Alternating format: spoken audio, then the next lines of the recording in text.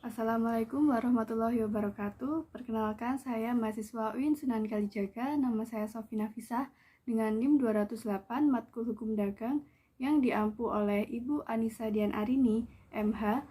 Video ini dibuat bertujuan untuk memenuhi tugas UAS. Di sini saya akan menjelaskan bab tentang kepailitan.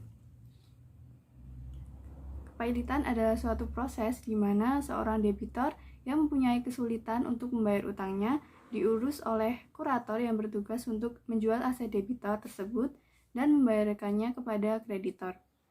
Apabila memungkinkan, debitor dapat mengajukan perdamaian untuk menghindari terjadinya pailit. Definisi kepailitan dijelaskan juga dalam pasal 1 ayat 1 UU nomor 37 tahun 2004 tentang kepailitan dan penundaan kewajiban pembayaran utang atau UU KPKPU sebagai kepailitan adalah sita umum atas semua kekayaan debitur pailit yang pengurusan dan pemberesannya dilakukan oleh kurator di bawah pengawasan hakim pengawas. Di sini syarat kepailitan telah diatur dalam pasal 2 ayat 1 UU Kepailitan. Debitor yang mempunyai 2 atau lebih kreditor dan tidak membayar lunas sedikitnya satu utang yang telah jatuh waktu dan dapat ditagih dinyatakan pailit dengan putusan pengadilan baik atas permohonannya sendiri maupun atas permohonan satu atau lebih kreditornya.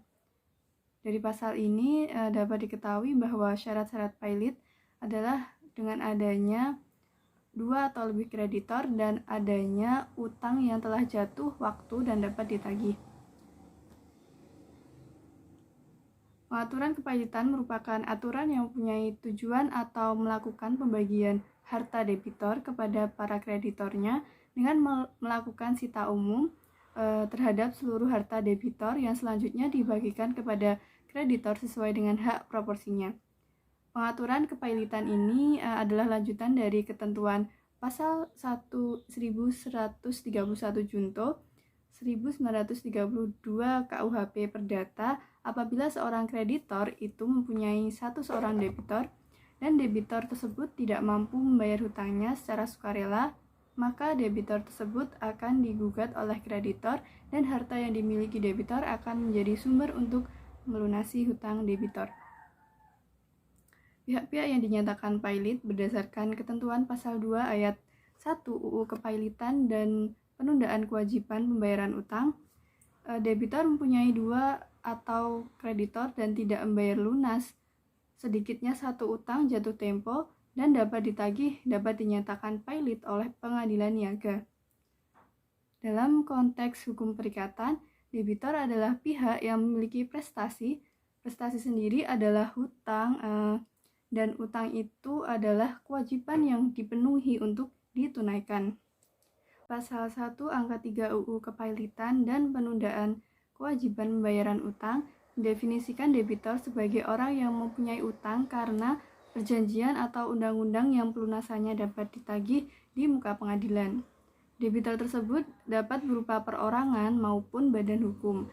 Badan hukum tersebut meliputi perseroan terbatas, koperasi, yayasan, perkumpulan, dan BUMN yang meliputi persero dan perum.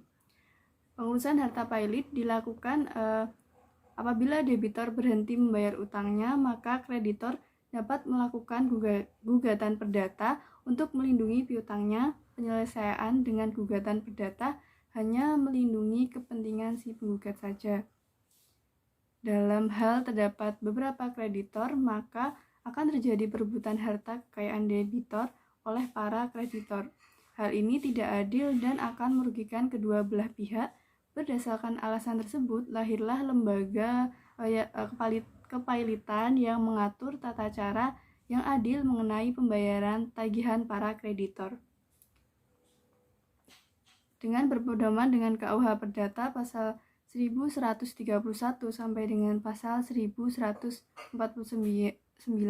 maupun pada ketentuan dalam Undang-Undang Kepailitan, pengangkatan hakim pengawas pasal 15 ayat 1 UUK menentukan dalam putusan pernyataan pailit harus diangkat seorang hakim pengawas yang ditunjuk oleh hakim pengadilan. Tugas hakim pengawas ialah mengawasi pengurusan dan pemberesan harta pailit yang dilakukan oleh kurator. Kriteria diangkatnya hakim pengawas ini yang ditunjuk oleh hakim pengadilan harus mempunyai sertifikasi hakim niaga dan surat keputusan pengangkatan sebagai hukum niaga oleh Ketua Mahkamah Agung.